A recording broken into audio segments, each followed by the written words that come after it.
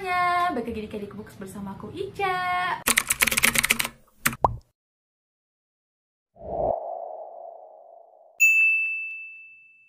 Wah, udah lama banget gak ketemu ya. Udah lama banget juga aku gak bikin video nih.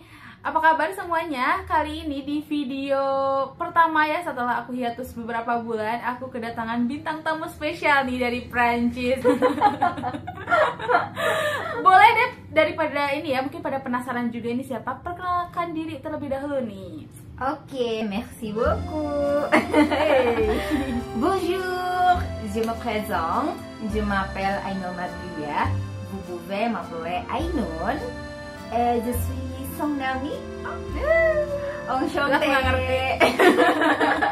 Di sini aku sama Teh Ainun mau ngobrol ini buku-buku yang lagi kita baca sekarang dan juga buku yang baru aja kita beres baca ya. Tuh. Jadi ini bisa jadi video rekomendasi juga nih untuk teman-teman semua. Kalau misalkan teman-teman lagi nyari video buku-buku rekomendasi. Oke, langsung aja kita ke buku yang lagi apa dulu nih Kak? Mau yang Teh? Kak Teh, Mbak, apa lagi? Apa dulu nih Teh, mau buku yang baru selesai dibaca atau yang lagi dibaca? Buku yang baru beres aku baca deh. Boleh deh. Tapi aku nggak pegang bukunya nih. Iya, nggak apa-apa, nanti kita karena tampilin itu sudah di sini. ada masuk ke dalam pikiranku, Wih, masuk ke dalam relung jiwaku. Oh, itu berarti bukunya sangat bagus sekali ya Teh ya. Betul, aku suka. Ini langsung aja nih aku Langsung bahas aja nih. deh. Jadi buku apa nih yang terakhir kali Teh Ainun baca? Jadi nih teman-teman, kalau kalian ada yang tahu penulis luar ya sebenarnya, Iya. namanya Tori Hayden. Itu salah seorang psikiater dunia tuh, Cak. Wih. Jadi bukan cuma psikiater di negaranya aja, tapi dia udah terkenal menjadi seorang psikiater dunia, si Tori Hayden ini. Nah, jadi dia ini menulis beberapa buku. Ada salah satu bukunya itu yang judulnya Sheila. Dan itu menurut aku, kenapa aku tertarik baca ya, ini pertama kali aku tertarik baca buku Betul. itu awalnya dari cover, Cak. Oh, kenapa covernya nih? Aku suka covernya karena di situ ada seorang anak perempuan, gadis cilik, dia memakai dress berwarna merah, rambut terurai, dengan ekspresi yang sulit ditebak menurut aku ya. Dia ini seperti apa nih karakter si Misterius anaknya, ya? betul. Tapi uniknya ternyata ketika aku baca sinopsisnya, ini anak ini ternyata tidak semanis yang terlihat. Terus aku tuh waktu lihat covernya itu, sinopsisnya, aku makin tertarik karena aku juga nih mungkin basicnya Ica juga udah tahu, aku ada basic pendidikan juga, Iya, entah betul. itu dari kuliahnya, terus pekerjaan aku sebelumnya gitu ya. Aku tertarik di bidang pendidikan juga. Jadi ketika aku baca itu, wah ini nih kayaknya ini relate nih sama yang aku alami tentang pengajaran gitu kan, di sekolah tuh kayak gimana ngurusin anak-anak, karena aku tuh udah berasa punya anak Ica sekarang pun. Iya, kan, benar ya, ada ponakan-ponakanku, betul, Dua anak. Dulu waktu aku ngajar juga anakku banyak sekali, Iya, kan betul. gitu, anak-anak yang gemes-gemes, Yang gemes-gemes, pokoknya. lucu-lucu ya. Nah, ketika aku baca ternyata itu lebih ke banyak apa ya, sakit hatinya ada, Cak. Nih itu impresinya tuh ya, ketika aku baca tuh sakit hati, tersentuh, kesel, deg-degan, itu campur aduk, Campur gitu, Cak. aduk. Padahal kan ini hanya tentang, seolah tentang ini ada guru terus ngajarin anak-anak, ya udah sewajarnya gimana sih kalau guru ngajar Ngajar gitu ya, kan. biasa aja gitu ya. Biasa aja kan, tapi ternyata kalau di buku itu tuh bener-bener wah, ini digambarkan dengan sedetail itu dan dibawa apa ya, terombang-ambing perasaan aku waktu baca tuh, Ca. Sampai kayak gitu, Ca. Tapi memang ini tuh fiksi atau dibuat memang non fiksi gitu cara penjabaran atau penjelasannya? Jadi kalau penjabarannya memang seolah ini fiksi. Oh, jadi kayak dibuat cerita ya? Dibuat cerita, banyak dialog juga di sana. Tapi padahal ini tuh berdasarkan kisah nyata. Yang aku tahu ya, kalau nggak Iya. salah ini berdasarkan kisah nyata. Karena ini Tori Hayden ini juga banyak sekali pengalamannya untuk mengasuh, mendidik anak-anak yang berkebutuhan. Oh. Nah, salah satunya ini Sheila ini, dia karakternya luar biasa. Aku nggak paham, dia usianya masih 6 tahun. 6 tahun? 6 tahun, tapi dia membunuh seorang anak berusia masih 3 tahun. Oh, itu emang sengaja apa gimana? Sengaja. Itu adanya, bukan? Bukan, Orang lain. itu orang lain. Oh, ya ampun. Dan caranya itu yang bikin aduh merinding kayak banget nggak aku. kebayang ya bisa anak 6 tahun kayak gitu. Dia bawa anak itu ke hutan, dia ikat di pohon, dia bakar. Aku nggak tahu itu meninggal atau enggak gitu ya anak itu. Tapi sampai akhirnya dia jadi ya mungkin maunya mah dipenjarakan, tapi karena dia masih di bawah umur, masih di bawah umur, akhirnya dia itu diarahkan ke kelasnya Tori ini. Karena kelasnya Tori Hayden ini dia megang anak-anak berkebutuhan khusus, cuma sedikit padahal anak-anaknya, tapi masing-masing anak itu punya permasalahan masing-masing. Oh iya. Ada yang memang tunanetra, ada juga yang tantrumnya parah banget gitu, ada yang apa ya disebutnya, pokoknya dengan berbagai kebutuhan khusus gitu ya. Tapi ini justru yang membuat kelas ini yang disebut Sheila ini kelasnya anak-anak gila. Ya? Dia bilang kelasnya anak gila, tapi justru di kelas anak-anak gila ini mereka itu punya kenyamanan, mereka punya ketenangan, dan akhirnya mereka ngerasa mereka itu adalah orang-orang yang warasnya gitu. Wah itu ngerti. aku salut banget deh pokoknya cara penjelasannya, detail segala macam, sampai banyak yang bikin aku jadi ngerasa kayaknya ini relate juga deh apa yang terjadi di sekitar aku gitu. Iya. Jadi Ica harus baca. Oke, nanti aku coba baca ya. Aku jadi baca. penasaran juga nih. Tapi jadi di dalam buku itu sebenarnya bisa dibilang ada kumpulan cerita pendek gitu ya Kak ya? Oh enggak, itu satu juga. Maksudnya itu satu cerita yang bersambung, tapi setiap anak itu tapi dibahas gitu. Tapi tidak mendalam seperti pembahasannya Sheila dari awal sampai akhir. Oh, berarti memang yang jadi tokoh tokoh utama itu si Sheila ini. Iya, dan dia jadi punya teman yang awalnya dia nggak bisa. Dia tuh kayak binatang buas, binatang liar yang dijinakkan sama Tori. Sama Tori, iya gitu. benar-benar. Nah, sampai kayak gitu. Oh, betul. Keren. Berarti memang Sheila ini ada alasan di dalam buku dikasih tahu ya, ada alasan kenapa dia bersikap seperti itu ya. Ada. Ya. Oh, dan dia dapat, wah kak lagi jadi Cak. Dia tuh dapat pelecehan seksual di usia 6 tahun sama omnya sendiri. Sampai dia harus ke rumah sakit. Iya. Dia harus menderita luka parah di bagian organ vitalnya. Ya ampun. Sampai dia jadi trauma. Tapi ternyata dia seorang anak yang kuat banget, struggle banget, sampai dia berani untuk oke deh aku masih mau berteman dengan Tori. Dia nggak nganggap Tori itu guru. Iya. Tapi Tori dia itu nganggap di sini tuh Tori laki-laki itu ya? cewek. Iya. Tapi dia nganggap si Tori ini adalah temennya yang berhasil menjinakkan dia. Nah, kenapa aku pakai bahasa menjinakkan? Karena di situ juga ada yang unik. Digambarkan ada satu buku. Jadi Sheila ini suka banget baca. Suka banget baca buku. Salah satu buku yang dibaca itu judulnya My Little Prince. Itu salah satu cerita dari Prancis. Iya, dari Prancis. Betul. Itu terkenal banget. Le Petit Prince. Iya, bahasa Prancis. Oh, gimana bacanya? Le Petit Prince. Udah aku gak bisa ya. Ya, itu The Little Prince. Iya. Gitu. Nah, di situ ternyata dia suka banget sama buku itu. Ada bahasa-bahasa tentang menjinakkan. Nah, jadi dia benar-benar jadikan buku itu panduan banget untuk dia berinteraksi sama orang lain. Sedalam itu dia baca sebuah buku menurut dia gitu ya, sampai ini berpengaruh sama kehidupannya gitu. Wih, keren nih. Berarti ini aku bisa tebak Kak Ainun kasih 5 bintang ya. Betul.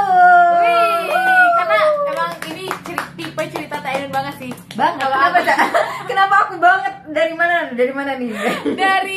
dari ininya sih, dari mulai ceritanya, terus juga cara penggambarannya, terus juga apa ya tadi ya yang Teh Ainun bilang, karena Teh Ainun tertarik dengan dunia pendidikan, pengajaran, jadi ini memang cerita Teh Ainun banget gitu. Jadi aku sudah tadi pasti akan dapat 5 bintang dari Teh Ainun ya. Betul. Dan kira-kira ini rekomendasinya untuk orang-orang yang suka buku apa sih gitu yang cocok untuk baca Sheila ini nih? Oke, jadi kalau teman-teman Candid Books di sini, kalian para pecinta novel-novel yang diangkat dari kisah nyata mungkin ya, ini cocok juga.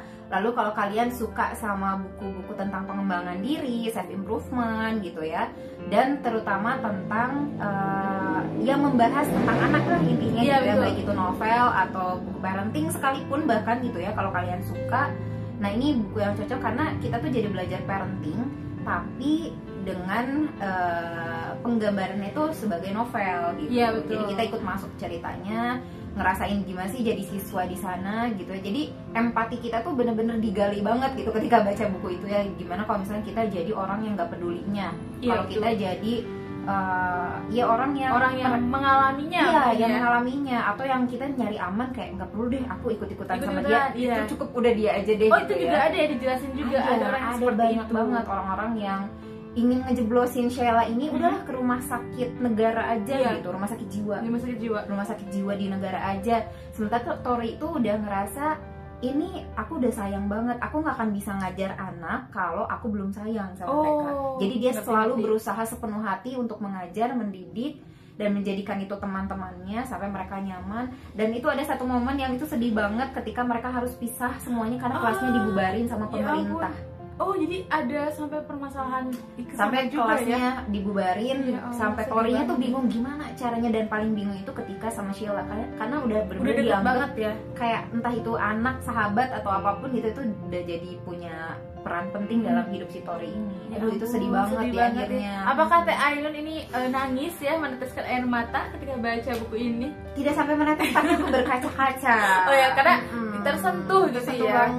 Aku merasakan aduh ini harus berpisah dengan yang kita sayangi gitu. Apalagi kita tahu kalau dia di luar sana nggak tahu ya dia apakah ada yang memperlakukan sama kayak kita memperlakukan dia. Oh itu kerasa berat banget gitu. Aduh. Aku juga. Oke, ini jadi drama ya. Drama banget. Iya lah pokoknya di gitu ya. Oke deh, sekarang ini mungkin ke aku ya. Iya, sekarang aku tanya kembali kepada hostnya, kepada yang punya hajatnya. Oke, punya hajat ya. Punya acara ya, gimana nih kalau Ica, buku terakhir yang Ica baca dan kayak gimana impresinya? Oke, dikasih bintang berapa? Silahkan.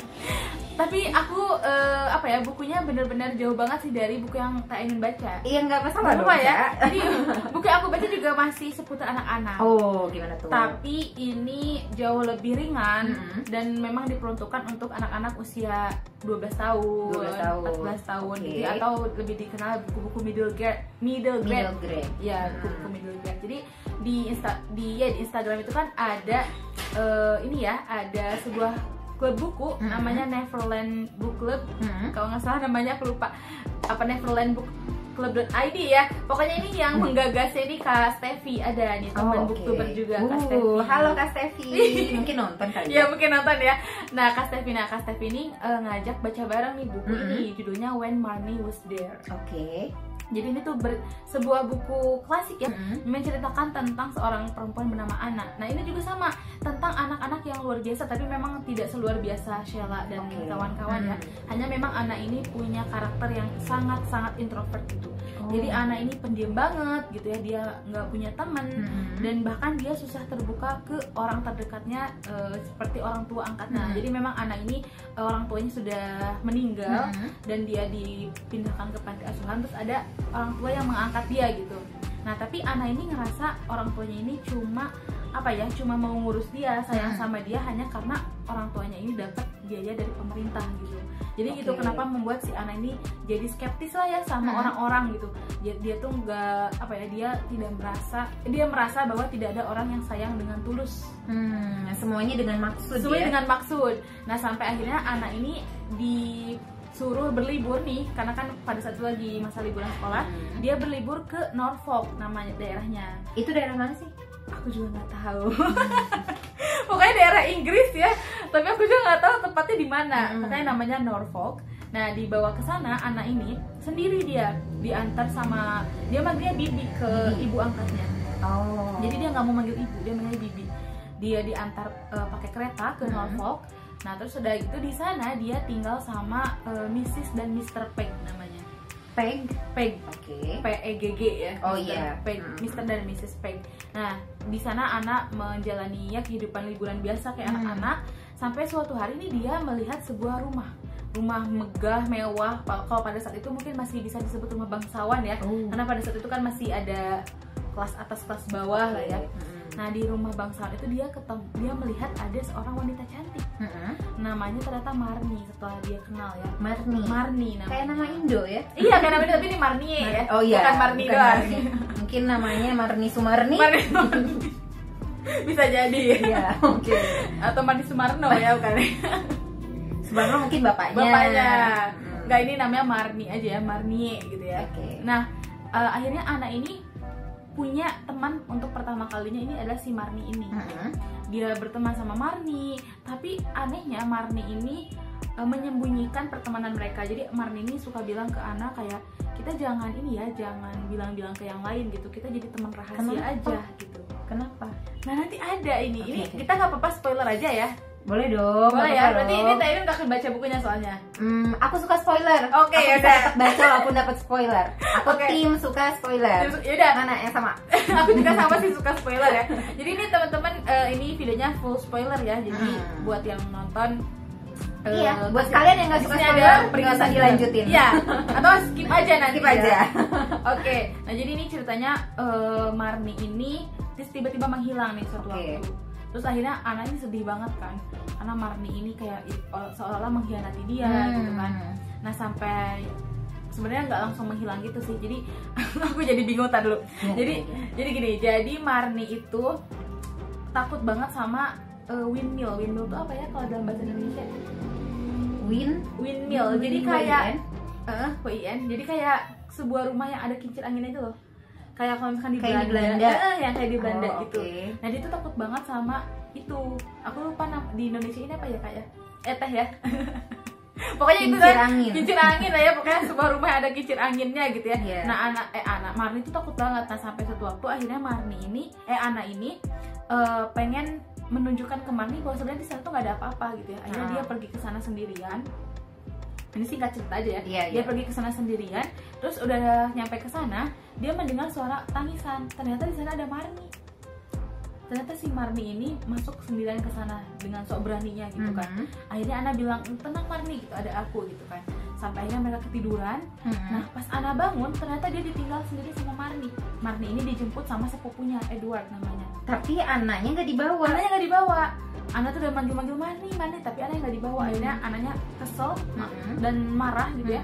Akhirnya mereka bermusuhan sampai anaknya ini sakit karena dia memendam rasa kesal, sakit hati juga. Nah sampai akhirnya si anak ini balik lagi ke rumah bangsawannya itu, rumah Marninya itu, dan akhirnya dia melihat Marni, tapi di sana dia melihat Marni lagi dikurung. Oh kenapa? Jadi ternyata memang Marni ini anak yang terlihat bahagia dari luar ya, punya kekayaan, cantik gitu. Tapi si Marni ini orang tuanya sibuk dan dia cuma diurus oleh para pembantu atau para pengasuhnya. Jadi dia broken home. Nggak broken home, jadi sibuk orang tuanya. Nah akhirnya dia cuma diurus sama pembantunya aja, dan ternyata pembantunya jahat gitu. Jadi sebenarnya ketika Ana ngelihat Marni seolah-olah bahagia itu, sebenarnya Marni itu terkekang di dalam rumah itu. Emang sejahat apa pembantu itu? Kayak apa ya, misalkan Marni berbuat salah itu langsung dihukum, disiksa. Nggak disiksa juga sih, tapi kayak kayak sinetron kayak sinetron ya. Ya misalkan dipegang tapi itu dengan keras gitu, tapi nggak nyampe yang dipukul apa enggak, cuma memang kasar aja ya, mungkin bukan kekerasan, kasar gitu ya. Nah setelah itu anak melihat Marni itu lagi dikurung gitu, "Ana maafkan aku," kata Marninya. Ya udah akhirnya anak luluh juga kan melihat Marni seperti itu, "Ya aku maafkan." Tapi setelah itu Marni jadi nggak pernah ketemu lagi sama Ana. Jadi setelah kejadian itu Marninya seolah-olah pindah dari rumah itu, dan akhirnya di sana ada keluarga baru lagi nih. Nah ya keluarga baru di rumah itu. Nah ternyata keluarga barunya ini menemukan sebuah diary, dan ternyata itu adalah Marni's diary. Jadi diarinya Marni. Terus akhirnya pas dilacak-lacak gini, singkat cerita aja biar nggak terlalu lama. Setelah disingkat cerita lagi, ternyata Marni itu sebenarnya sudah ada sejak puluhan tahun yang lalu. Jadi sebenarnya Marni ini udah meninggal. Bentar. Jadi sebenarnya yang main sama si Ana ini Marni waktu kecil. Dan saya udah takut ya. Tenang. Dan plot twist yang paling ininya adalah Marni ini sebenarnya neneknya Ana. Oh iya. Jadi ternyata si Marni ini adalah neneknya Ana. Dan memang waktu Marni ini waktu kecil dia tinggal di rumah itu. Nah si hantu neneknya ini main sama Ana gitu. Jadi ibaratnya kayak Ana ini ketemu sama neneknya waktu masih kecil. Iya, mengalami, jadi memang neneknya ini mengalami kejadian yang dialami ya. Jadi si neneknya ini bener-bener datang ke windmill itu, terus udah gitu dia ditolongin sama sepupunya. Tapi ya itu kejadian pada masa itu gitu. Jadi kenapa si neneknya ini tadi ninggalin anak? Karena memang pada kejadian pada itu nggak ada si anak sebenarnya. Gitu. Oke. Oh, plot twist sekali ya, Bang. Bayi buku anak ya. Wow. Agak terkaget-kaget ya. Tadi kan udah takut ya karena hantu ya. Nggak, ini bukan hantu. Ini malah lebih sedih karena ini juga sama mengajarkan kepada kita tentang empati juga sih sama ya Kak Ainun ya. Untuk apa ya, supaya kita tuh nggak langsung ngejudge orang yang pendiam gitu, atau orang yang kelihatannya kok itu mah kayak jutek ya, padahal sebenarnya kan bukan jutek, mungkin dia kayak anak gitu, susah untuk berteman, susah untuk membuka diri gitu. Dan setelah anak ini ketemu Marni, dia jadi lebih membuka diri. Dia jadi mau berteman dengan banyak orang dan dia juga jadi membuka diri sama bibinya. Oh, justru itu jadi jalan ya jadi buat jalan. Dia berinteraksi sama banyak orang. Betul. Gitu ya. Gak apa-apa. Anak. Seperti itu.